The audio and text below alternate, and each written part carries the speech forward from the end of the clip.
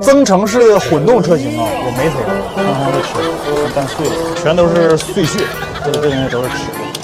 它这车呢跑了28万公里，系统里边报的都是故障，发动机、混动系统各种各样的故障码全部都是。仔细听，加速的时候特别明显，一收油啊也会变重，要修的就是这个声音。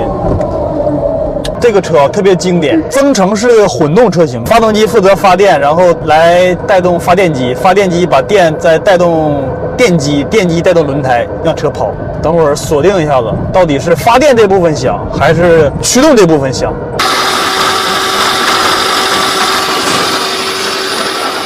是驱动这部分响啊，不是发电这部分响。好，停。裂开了，看见没有？漏油了，油是盯这眼儿漏出来的，应该是里边什么东西碎掉、裂掉。后边啊，标的都是油，这里边碎掉了。现在我们给它分解开，看一下里边到底是什么东西导致它碎成这样的。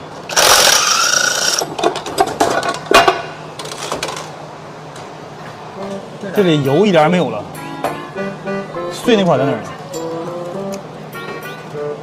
这个皮破，大皮大没了。看看这吃，看干碎了。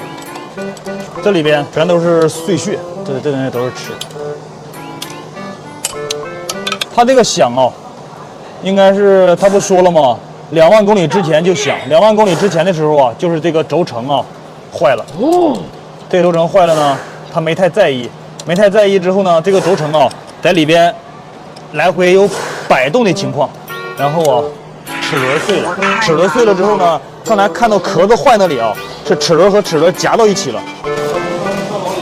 换成这样还能这个问问客户，如果说他要是就修，那也能搞定。你知道是啥车吗？